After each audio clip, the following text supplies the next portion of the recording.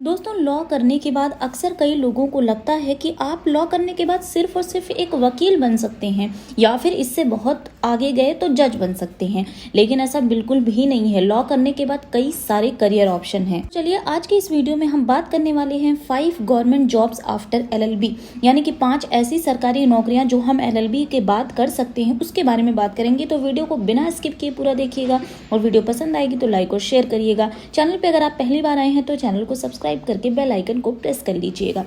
दोस्तों, LLB हमारे देश में सबसे ज़्यादा किया जाने वाला एक प्रोफेशनल कोर्स होता है और जिसको कानून में या फिर कॉन्स्टिट्यूशन में इंटरेस्ट होता है वही इस कोर्स को करते हैं। इसमें से कई सारे स्टूडेंट ऐसे हैं जो LLB करना चाहते तो हैं या फिर कर भी रहे हैं, लेकिन उनके दिमाग में कहीं ना कहीं ये कंफ्यूजन बना हुआ है कि LLB करने के बाद हम जॉब कौन सी करेंगे, या फिर लॉयर या फिर जज की। इससे पहले थोड़ी सी बातें हम LLB के बारे में कर लेते हैं। जैसे LLB की फुल फॉर्म क्या होती है? बैचलर ऑफ लॉ, और ये एक अंडर ग्रेजुएट डिग्री होती है। इसको आप 3 साल का कोर्स भी कर सकते हैं और 5 साल का भी कोर्स कर सकते हैं। आज की जो जॉब के बारे में मैं बात करूंगी, या तो आपने 12th के बाद 5 इयर्स की लॉ पढ़ाई की है तब भी आप ये फॉर्म भर सकते हैं, या फिर आफ्टर ग्रेजुएशन 3 इयर्स की आपने लॉ की डिग्री ली हुई है तो भी आप एलिजिबल हैं। दोनों के बाद आप ये जॉब पा सकते हैं। लॉ करने के बाद सबसे पहला जो ऑप्शन आता है वो है लॉयर का, यानी वकालत करने का। तो LLB करने के बाद स्टूडेंट का सबसे अधिक झुकाव जो होता है वो इसी की तरफ होता है, यानी कि कई सारे वकालत का मतलब क्या है? लॉयर बनने से है। काफी सारे स्टूडेंट जो होते हैं वो LLB करने के बाद अपनी इंटरेस्ट के हिसाब से वकील बनने के लिए अदालत में अपनी प्रैक्टिस शुरू कर देते हैं। इसके लिए इंडिया में किसी स्टेट बार काउंसिलिंग में अपना रजिस्ट्रेशन भी करवा लेते हैं। अगर वकालत में उनका करियर अच्छा बन गया तो वो एक दिन जज भी बन सकते हैं। दूसरी जो जॉब है वो है ADPO या फिर APO, इसे ही हम सरकारी वकील भी कहते हैं। सवाल ये उठता है कि ADPO की फुल फॉर्म क्या होती है? तो असिस्टेंट डिस्ट्रिक्ट प्रोसिक्यूशन ऑफिसर होता है ADPO की फुल फॉर्म। हिंदी में बात करें तो सहायक जिला अभियोजन अधिकारी भी इसे कहते हैं।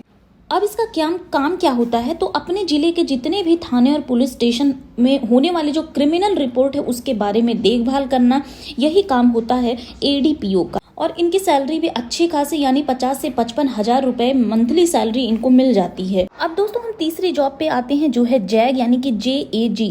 अब बहुत सारे लोगों का सपना, बचपन से ही सपना होता है कि वो इंडियन आर्मी में जाएं, और लेकिन कर क्या लेते हैं वो? लॉ की पढ़ाई। तो उनको लगता है कि हम लॉ की पढ़ाई कर लिए हैं, अब हम इंडियन आर्मी में कैसे जाएं?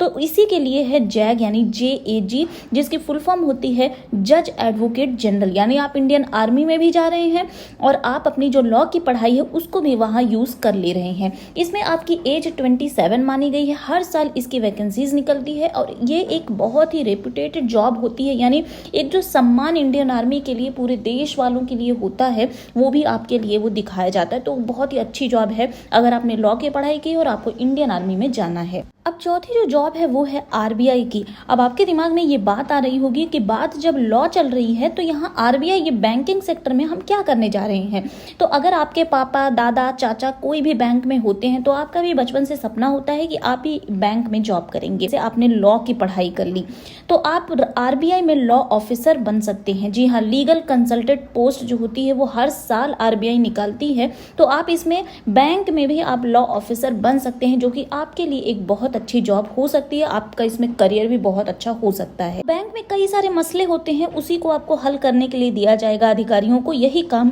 सिर्फ RBI लॉ ऑफिसर के लिए होता है।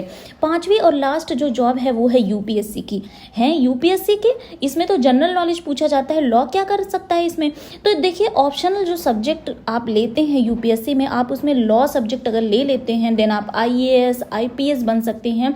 इसके साथ ही साथ अगर आपने लॉ की पढ़ाई की है, आपको कानून के बारे में, संविधान के बारे में अच्छी खासी जानकारी होगी, तो आपको इंटरव्यू में बहुत अच्छी मदद मिल सकती है। इसके अलावा भी UPSC के द्वारा ही आप असिस्टेंट लीगल एडवाइजर बन सकते हैं, असिस्टेंट लीगल ऑफिसर बन सकते हैं, कंपनी प्रोसिक्यूटर भी बन सकते हैं। तो आज हमने 5 गवर्नमेंट जॉब की बात की है, यानी टॉप 5 गवर्नमेंट जॉब की, जो आप आफ्टर LLB आप कर सकते हैं। उम्मीद करती हूँ आपको ये वीडियो बहुत पसंद आई होगी।